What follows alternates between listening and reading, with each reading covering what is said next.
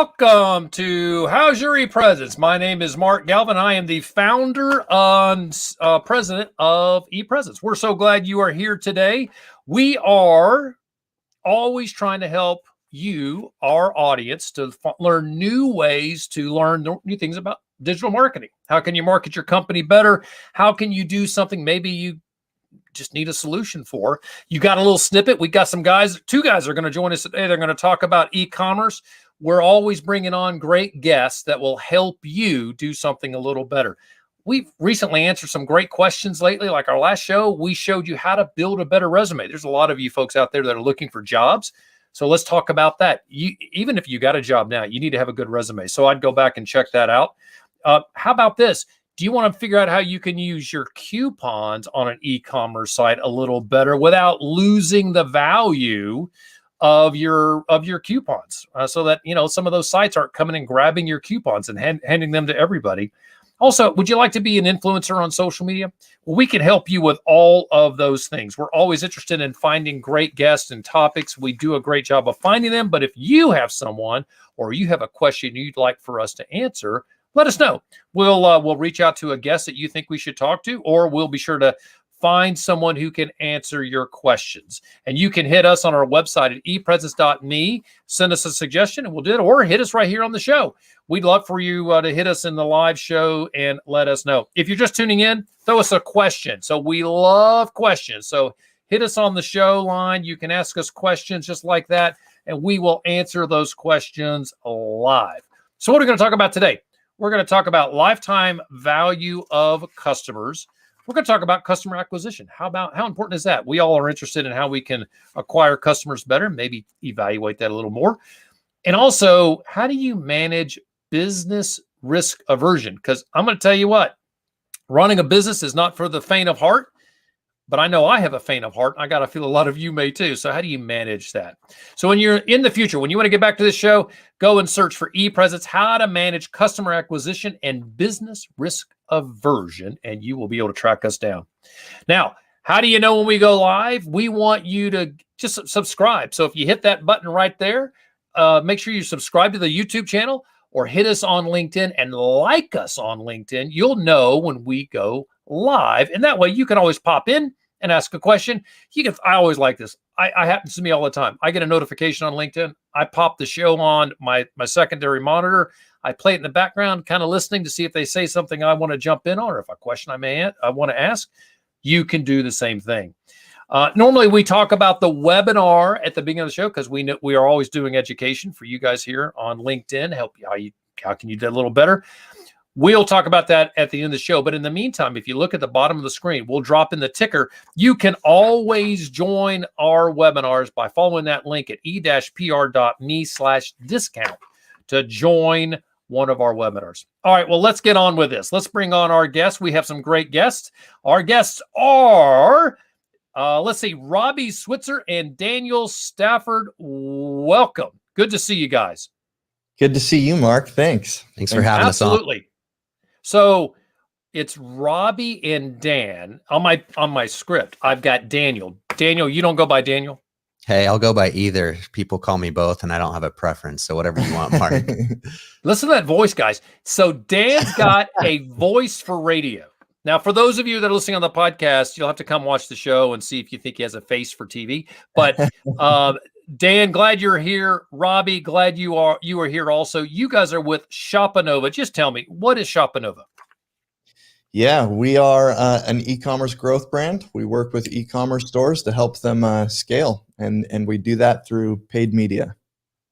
E-commerce growth. Say it one more time. Growth. A growth agency. A growth agency. I love that. Okay. Not in my notes. That's why I want to write that down. This is good. So you guys, this is interesting. You started a grassroots organic organization in Alaska. Now, this is amazing. So you guys can help people with e-commerce anywhere, but you're sitting in Alaska. What give me an idea. How cold is it outside today? Yeah, it's like 30, 40 degrees today, but I was just telling you a few days ago, it was like -2 degrees. So it's still pretty cold up here. So it's a heat wave right now, huh? It's a heat wave. Yeah, all the snow starting to kind of feel like spring. And we're not sad about that. We're ready for the snow to go.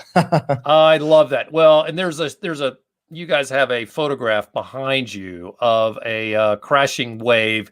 And before the show started, Dan, you told me that you guys like to surf. I never thought that people in Alaska would surf, but that makes total sense. You got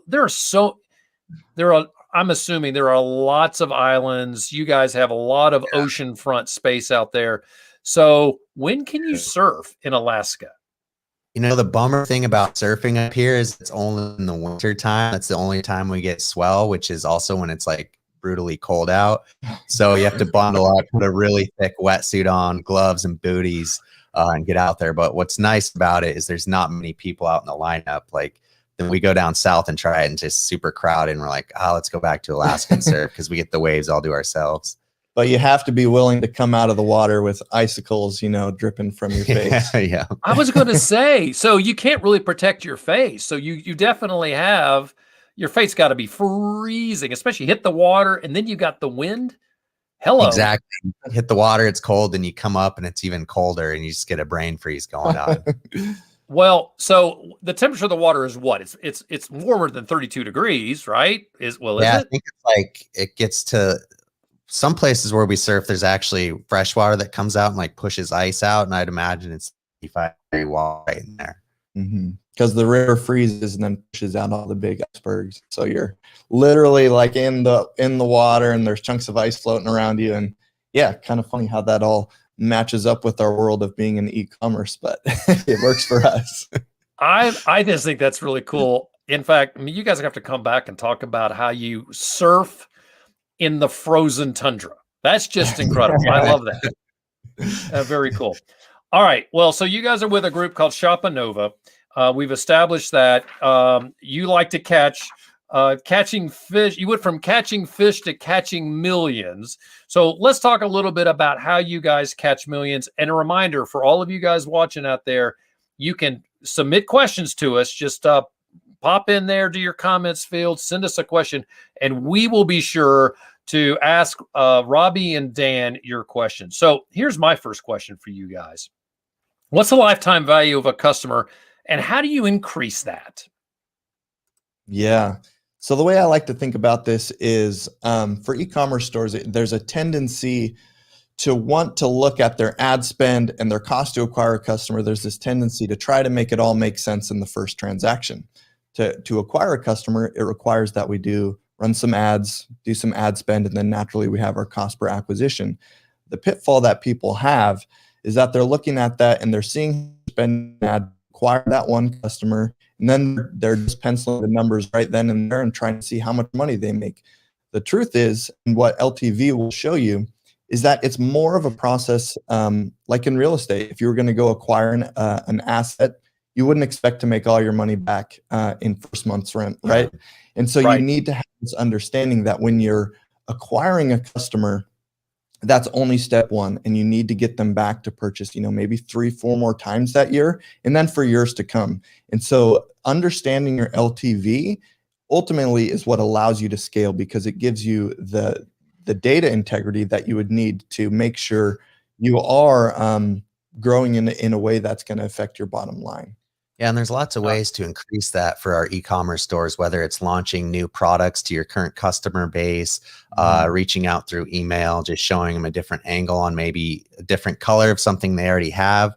We do a lot through advertising too, where we're doing retargeting ads from people that have already purchased from the store, just showing them a new lineup. Yeah. So just the more you can get people coming back and purchasing more, the more it's going to increase that LTV. And what I love about your show, it's just talking a lot about the importance of social media.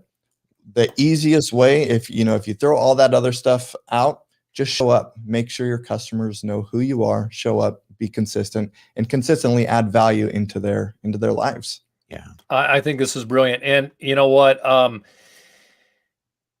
It is hard, especially for new companies, when you really want to find, you want to drive as many people to your website, to your e-commerce site, to wherever they're purchasing And it's easy to look at that and say, gosh, I may have to spend $10,000 in advertising this month. That's a lot of money.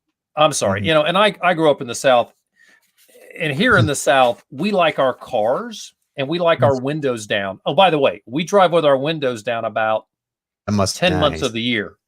But, not that I'm rubbing it in, but, and I haven't been to Alaska, so I shouldn't give you guys a hard time. I need to come to Alaska. No, but seriously, you're looking at $10,000 that's 3 cars, right? I could get 3 cars for 30, I could buy 1 car for 30, right? And so I'm looking at 3 months of spend to buy one of my cars. That's a lot of money, right? You put it in those kind of categories. It's like talking about Bitcoin. What's a Bitcoin these days worth? Like, I think it's $35,000 for a Bitcoin. How do you wrap your head around that? Oh, 1 coin buys a car. So, and they look at, gosh, 10,000 a month. I can't spend that much money. Well, if the lifetime value of a client is X, whatever that number is, and you know how many you'll get through advertising, you got to multiply that out and spread that out. So for that month, you're spending X dollars to get that 1 client. It does work. You guys must talk about this a lot. So, all right, let's play this. I love doing role play. Can we do some role playing? Let's try it. Yeah. I just flew to Alaska. I'm coming to meet you guys because I want you to help me grow ePresence. I'm trying to find clients. And I can't wrap my head around this. So we're sitting in the office. I'm sitting at the table across from you guys. I'm wondering how I can surf on that beautiful picture behind you. And I say, okay, tell me why I should hire you guys. Fire some questions at me. And I know, by the way, I'm a good candidate, for the record. Fire some questions at me. Let's play this out. Yeah, well, the conversation would definitely start with us wanting to investigate where you're at to make sure we could actually help you. And that's a big part of our core values is, there's a lot of people that can benefit from this service. But, when we think about ourselves as growth partners, we want to make sure that what we do actually pushes the needle for your business. So naturally, that starts with a full-blown investigation of your business. And in doing so, we oftentimes identify inefficiencies. And maybe you're spending marketing dollars where you shouldn't be spending marketing dollars. Let's ask him though. So Mark, what kind of product are you selling? There we go. All right. So I sell social media management, and so I would call us a social media agency, and we have lots of lanes that we fill, right? And I give you guys, and we'd have a longer conversation, but it would be this. We do company social media. We do individual social media. We help lawyers do social media forensics, right? Because they don't want to go check social media. They just want to do legal stuff. And we have we do consulting. We help people with their social media, and we do college student social media optimization to turn them into professionals on social media. So right away, I would just tell you, hey, we're probably not the best fit because we only work with e-commerce brands selling products or products online. But for the sake of the conversation, what we dive into then is like, do you know your current CPA? How much are you spending on marketing to acquire a customer? And then we do some investigating. Okay, what channels are you advertising on? Hey, Dan, tell me what a CPA is. Oh, I'm sorry. Cost per acquisition. So how much money are you putting into advertising to get a customer? And at the end of the day, like in e-commerce and even in our business, the only 2 metrics that really matter for growth is how much is it costing to acquire a customer and what is the LTV of that customer. So if you're spending X amount over here to acquire someone and get them in, and over the lifetime value, they're going to be making you say it's costing you $100 to acquire someone, just an example, and then LTV is $1,000, that you're going to 10x your ad spend just over the lifetime value. So you can really pump a lot of advertising dollars in to bring in customers. I think this is really interesting. Frankly, I think I would be easier to sell because my lifetime value of a client is somewhere in the neighborhood of $8,000 to $10,000. So that's about the lifetime value of a client to us, because they'll come to us on average and they're going to spend $400 a month on average. We do have some clients that spend $2,000 a month or more. So it would behoove me to spend a little extra dollars on advertising, because, to get one client in, you think about that. If I spent $5,000 a month on advertising and brought in 10 clients, I mean, the math is easy. I'm fascinated that you guys focus on e-commerce. So in e-commerce, if I'm selling a widget that's worth $200, I need to have some repetitive.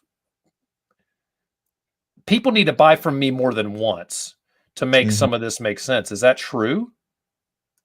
Unless you can get really good results on the front end to where it would make sense on a one-time purchase. But more often than not, when you're thinking about risk aversion, one of the ways you can mitigate your risks is by creating opportunities for people to buy time and time again. But there are people that, they do have a higher ticket product on the front end. And it makes sense. And just one product, but I think those products have to have kind of some virality to them. You think of a brand like a Squatty Potty, where it's essentially one product that they sell. What's a Squatty Potty? I feel weird. I don't know this. So essentially, it helps you use the restroom. You put it around the base of your toilet and you put your feet up on it. And it's really effective, I guess, for helping you go number 2.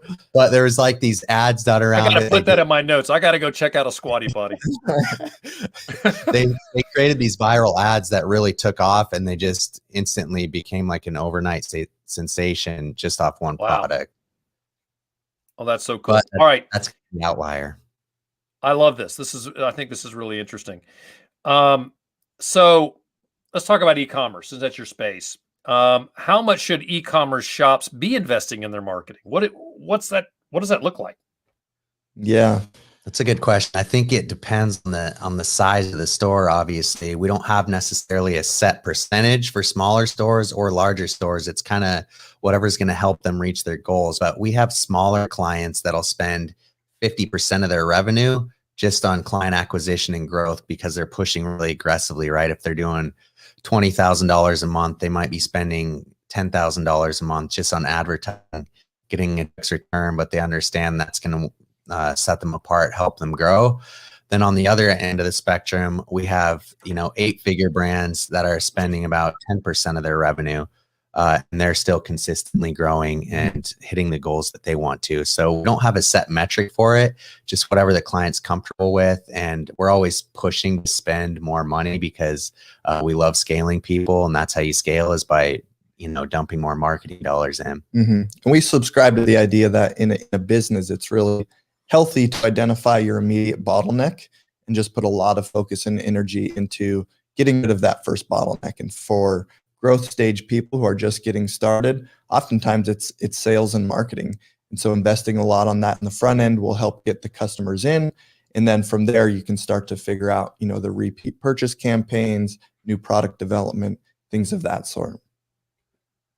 So typical bottleneck is sales and marketing. Explain how sales and marketing is a bottleneck. So for a lot of people, they can get their online store up and running through very organic efforts. Maybe they're in their community, maybe they're building Facebook groups, and they have a lot of friends and family, which starts to build the momentum, right? And then they can kind of expand that to a little bit of a local presence. It's still online, but it's still somewhat centralized towards their immediate reach, in their circle. What that makes sense.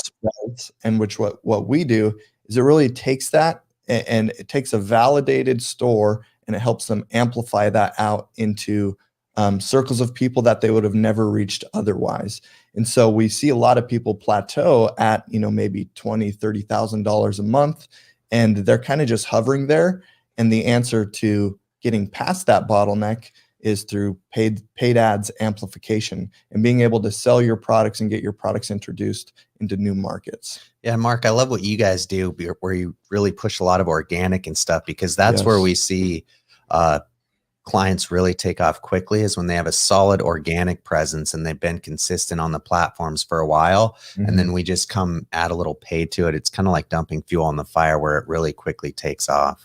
They're so complementary and so important to be healthy together. How many times do you see that a client or a customer, however they define the buying, who they're selling to, how many times do you see your clients need to touch them before they buy? What does that ratio look like? I mean, it's upwards of 8 to 9 times. And sometimes. Bravo. Thank you. That is, it is so hard to wrap your head around that. It really is, because gosh, how do you get in front of somebody 7 or 8 times? Right? That sounds daunting. How much? Yeah. So for us, that's when we talk about, you hear this word funnel, like a marketing funnel. What does that mean? And in a very simple form, what we're talking about when we say we're going to build you a funnel is we're taking somebody through that process of, they're starting out not knowing who you are and have never even heard of your brand. And, at the very bottom of the funnel, they're making that purchase, and the funnel is that nurturing process. And so you do it with layers of campaigns that target people based on their interaction with your company. The very first thing you need to do is get them to know who you are. It's just brand awareness, getting them to at least identify themselves as being interested. Maybe they're on board with your brand, your mission, your vision. From there, you're bringing it down to, what is your offering? What products specifically do you have, and why are these products better than your competitions? All of the benefits of these products.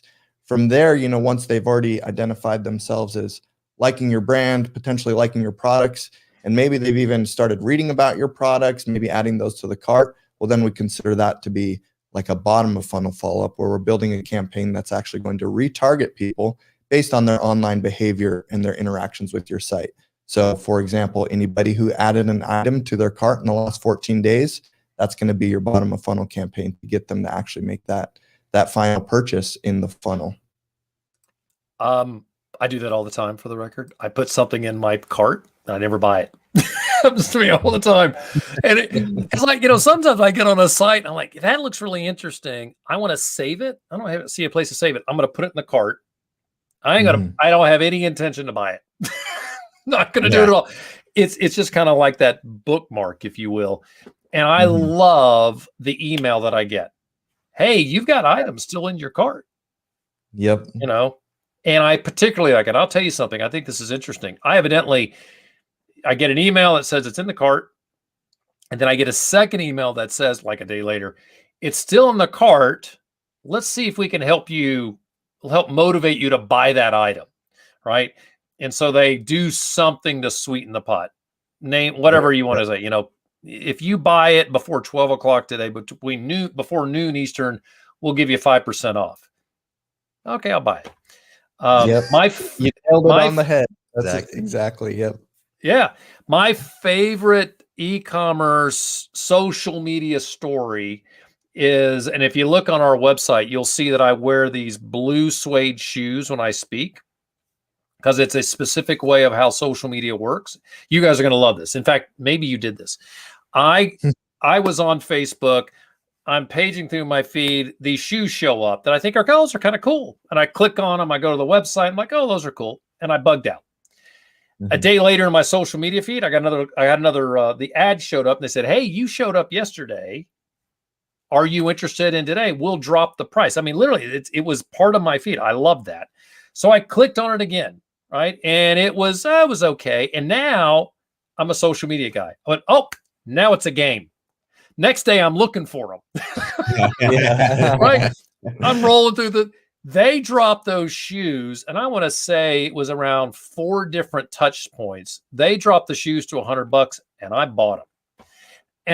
But I use that as an example. It's the whole reason I wear the shoes in my speaking gig is like social media you got to know who your audience is. You got to figure out how you're going to communicate to them, and you got to hit them where they are. Nobody likes to be sold to, but everybody loves to buy. So building some sort of momentum and helping people get ready, get in that mood of I'm ready to buy is smart. And those shoes, I'll tell you what, they are the most uncomfortable pair of shoes ever. I try to put sole things in them. I only wear them when I go and speak because it's just such a good example. That's the kind of things that you guys are doing. You're figuring out, how do we make sure that we connect with your customer so that when they're ready to buy, they're going to click that buy button. That's the whole goal. And one thing I think this is really cool. Yeah, one thing I want to point out about your experience with this brand is that what you were interfacing with, what you were interacting with, is something that they determined in their ad account. When you were going to receive these touch points, what offers you were going to get. But from your end, what you start to experience is actually a relationship with the brand, because you're having this back and forth. Absolutely. So the whole idea is creating a relationship and creating these touch points where you're building value with your customers. But since it's all in your ad account and fueled by ad spend, you can do that at mass scale. I just think that that's awesome. I love that. And, there's a lot of I'm not sure if you guys saw it. Google was getting in trouble. Google's under getting a lot of issues because of something about in Chrome, when you get to the anonymous button, whatever that's called. I forget the name of it. I don't use Chrome, so I can't remember this. You can go, you hit the button and you're supposed to be anonymous. Well, you're not really anonymous, right? Yeah. And they're getting attacked for that. I do like the part of digital that I get to see what's important to me. I think that that's amazing. I went shopping for a new planner last year, and I still get ads showing up for high-end professional planners. And I think that's smart. Obviously I'm interested in that. And that's why I get those. All right. One more question.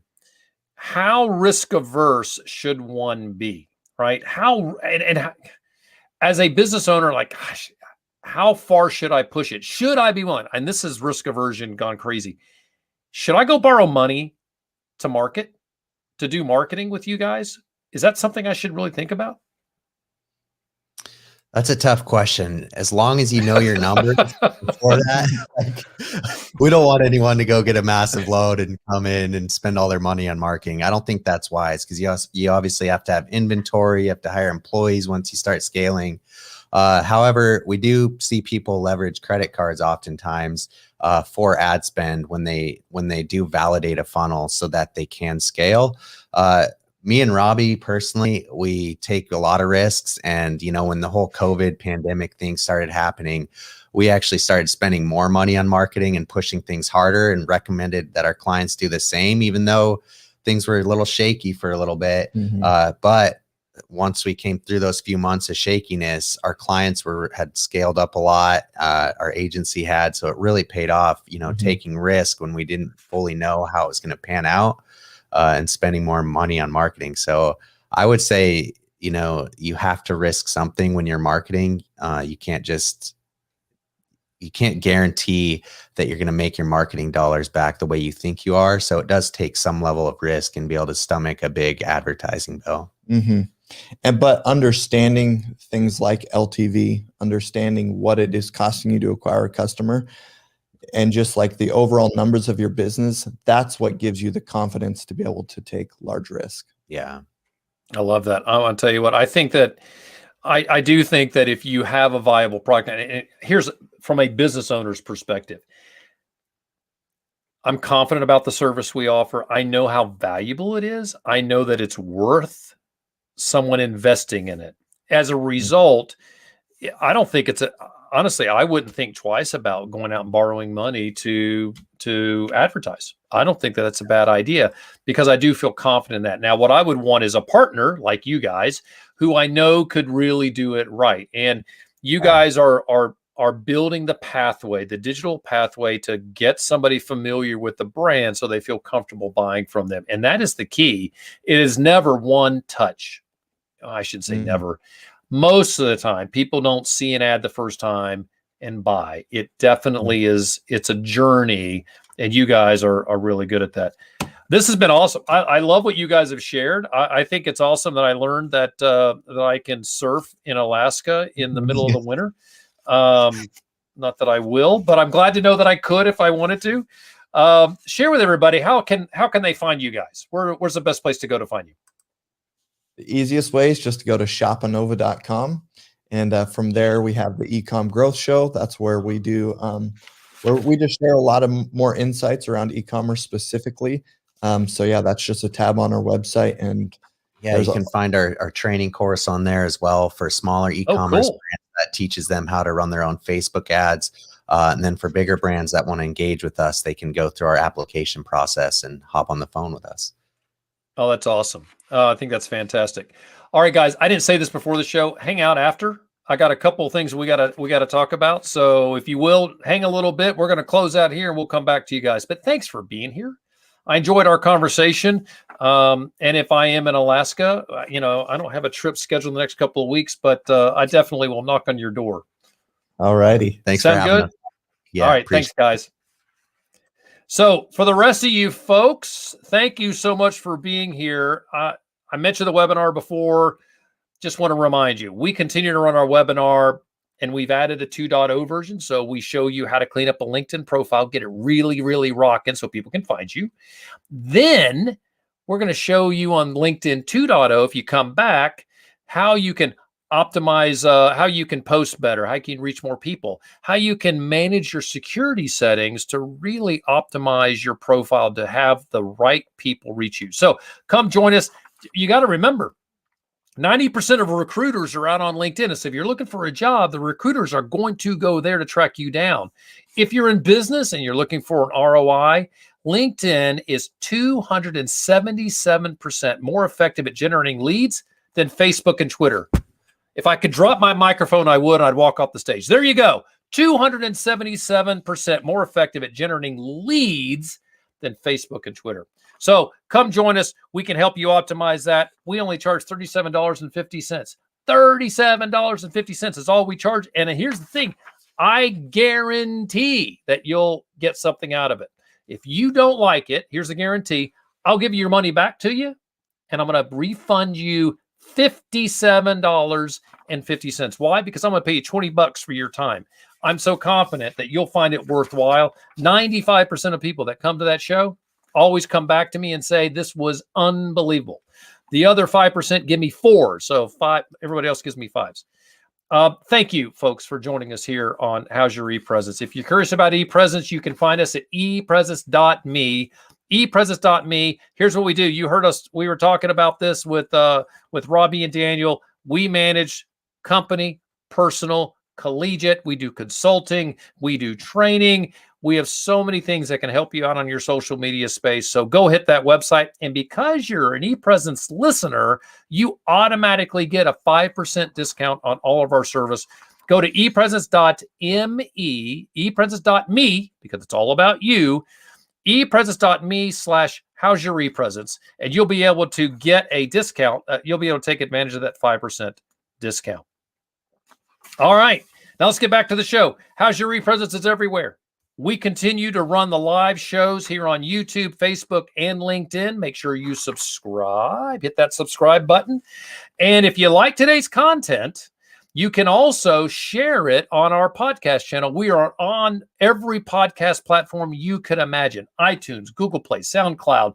We're even on the Amazon Echo, for goodness gracious. So you can track us down everywhere. We are always adding content, so you can stay up to date on everything about business and social media and digital marketing, as you heard today with Shopanova. And also, all of our shows are archived right on the website. ePresence.me, you can track us down. This show is produced by ePresence. Our producer and impressive team member is Morgan Wood. We so appreciate her. Until next time, for my guests, Daniel Stafford and Robby Switzer, and me, Mark Galvin, thanks for joining. How's your ePresence?